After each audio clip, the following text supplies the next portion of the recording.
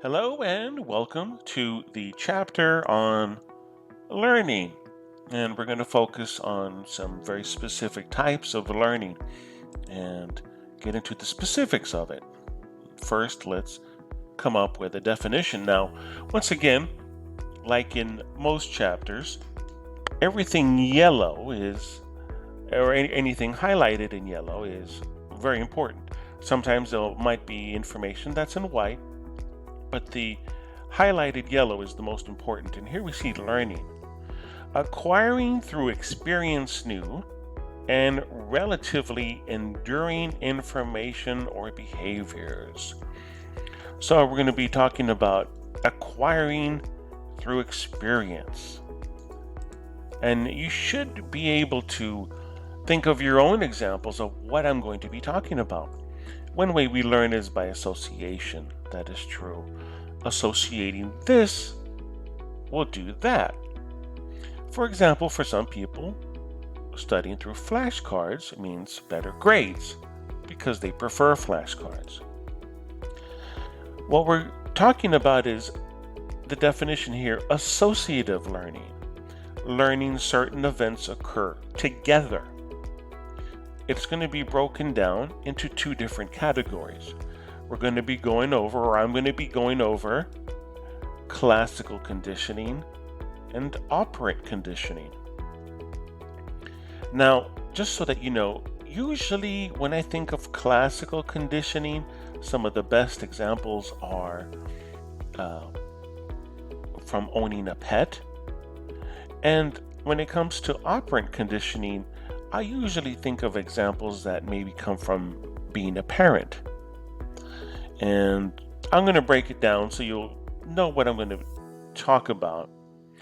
Before we start, let's talk about this term right here, stimulus. Stimulus is an event or situation that evokes a response, right? You see a cool glass of water and you think, well, you know what? I could take a drink. I am kind of thirsty. So the water is the stimulus that reminds you, well, you know what? Maybe I should drink. I'm going to go outside. It's going to be hot. I'm going to mow the grass. I should take a drink. What we're going to be going over today is behaviorism. Behaviors are reflexes produced by a stimuli, like say, for example, seeing water, or a consequence of a reinforcement and punishment.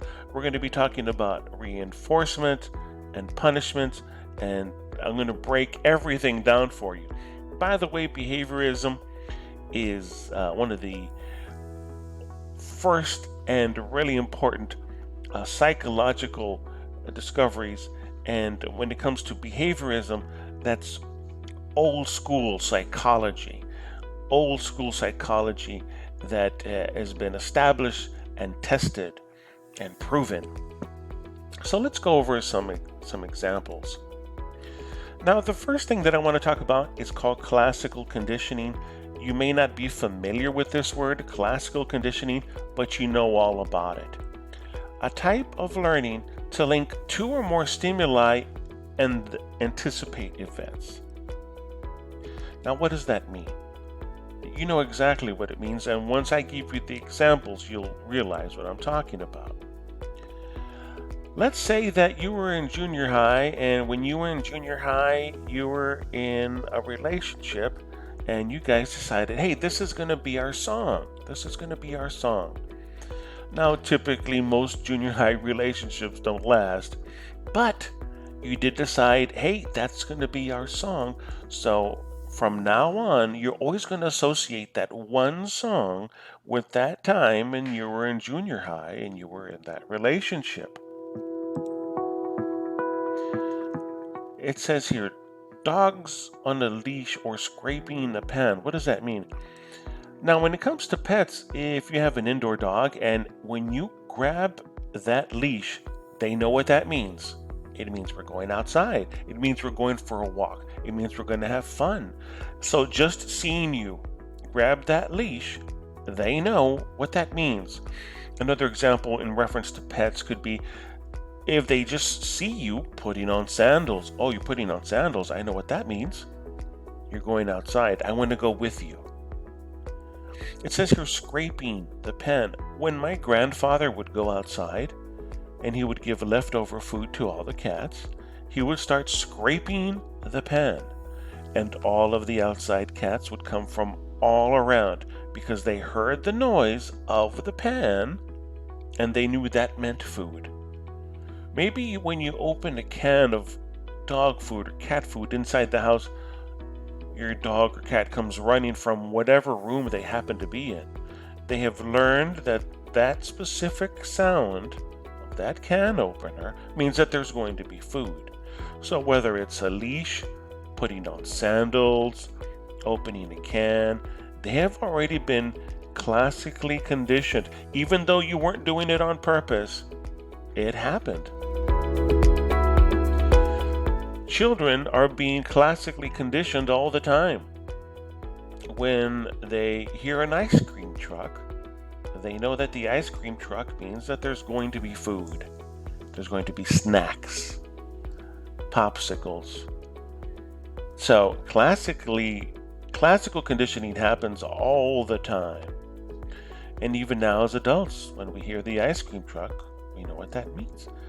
Veterans sometimes have difficulty on the 4th of July with fireworks because it reminds them of a time when they were in a battle or in a war, and the popping and the loud noise triggers response. So all of these are classical conditioning, linking two or more stimuli and anticipate events.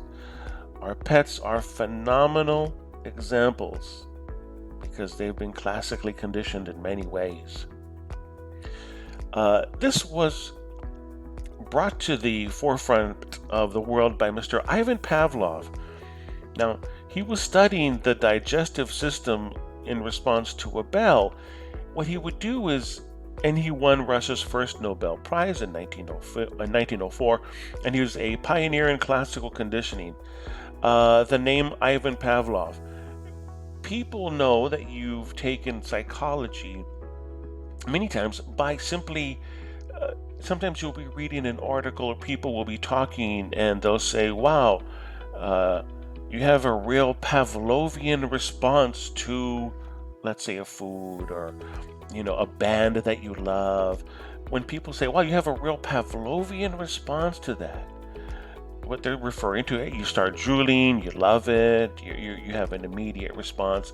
It's a true sign that you have taken psychology and you're educated and well-rounded.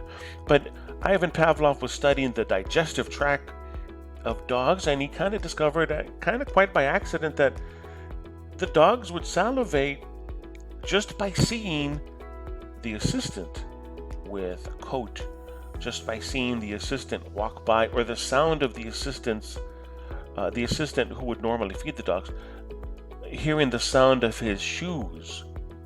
So he noticed, wow, the dog is salivating. There's not even any food around. They just see the lab coat. They hear the sound of shoes. So then he started to use the sound of a bell. And then he realized sometimes he would ring the bell and they would salivate. So there didn't even need to be food around. Ivan Pavlov. Let's go over the little formula here of how classical conditioning works. And I'm going to break it down for you. It's pretty simple. So, for now, you see this is in white. You don't have to write this down. I simply want you to pay attention. So there's something called an unconditioned stimulus, which would be, for example, cat food. Cats have an unconditioned response to cat food. They see it, they smell it, and they start drooling. What I'm referring to is you don't have to train a cat to like cat food and to drool. No training. It's naturally, it's going to happen. It's innate. It's just something that is part of nature. The food is going to trigger the cat to salivate, to start getting ready for a digestive process. Now, what happens sometimes is there is a neutral stimulus. For example, here is a little red car.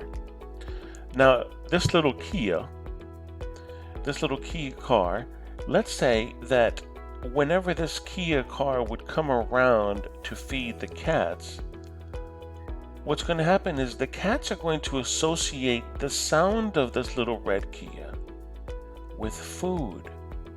So this neutral stimulus, which has nothing to do with food or with drooling cats, this neutral stimulus is now going to be paired with an unconditioned stimulus. So now the cats know, oh, there's the red car. I hear the red car. That means food is right around the corner. Now, we do need to know conditioned stimulus. In CC, that stands for classical conditioning. In classical conditioning, an irrelevant stimulus, like this red Kia, that after association with a stimulus triggers a response. Like, for example, the bell, or in this case, the Kia car. Then a conditioned response is created. In classical conditioning, a learned response to a previously neutral stimulus. For example, salivating from the bell, or salivating by seeing a little red Kia car. Conditioned stimulus, conditioned response. And that's how classical conditioning works. For example, when the pet sees that you grab the leash, that means fun, that means going outside. Now, let's say, for example, that the person that would feed the cats with the little red Kia didn't have any money. Then there might be a little period of extinction. Now, what I'm referring to is if the cats don't get any food from that red Kia, then the salivation will decrease. A diminished response when an unconditioned stimulus does not follow a conditioned stimulus. So the salivation is going to decrease slowly and then more and then more because, oh, well, then the red Kia doesn't have the food. But let's say this person gets paid and then they decide to bring back the food. There's going to be something called spontaneous recovery, the reappearance after a pause of an extinguished conditioned response. So Pavlov, let's say he would ring the bell and he didn't feed them. There might be some extinction happening, but then once he starts again, that spontaneous recovery, they're going to start drooling at the sound of the bell because the classical conditioning has been part of them and the association is so strong that the spontaneous recovery will happen.